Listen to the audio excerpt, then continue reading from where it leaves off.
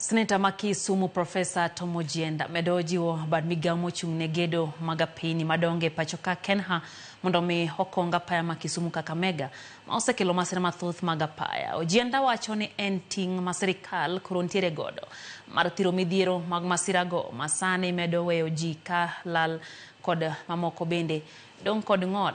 Olose kaunti ma Kisumu e kinde manotimo limbe ne jotuo madhi nyime gi yudo thieth e osiptal ma Jaramogi kama nyocha oringe kodgi bang' masira manyocha otimore e roundabout ma Coptic e apaya honogono. Koro wabiro kuyo, wabiro nenogi, ne wabiro okinyi mondo wagone gi mos be kaka ofis mar Seneta gi jo Kisumu. Koro atimo erokamano, joma nitie ka ibiro thiedhi pod gidhi mbele gi thieth kendo they are in the best hands. Wanobro weyo 100,000 mondo ng'ine gigo weche mag ngima mag dak matindo tindo.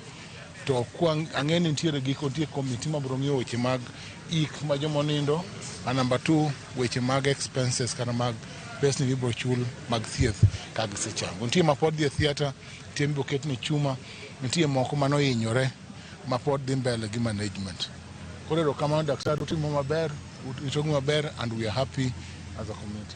Roundabout mamalo kama ne accident otimore ok ber, nyaka lose kendo wasendiko barua kendo ang'eyo maber ni jo KeNHA nosebiro timo survey mondo ong'e kaka inyalo los ndarano. Ok en mokwongo, ok okelo accident mokwongo. My accident mar adek mosetimore e yo ndarano. Ke structure ging'eny.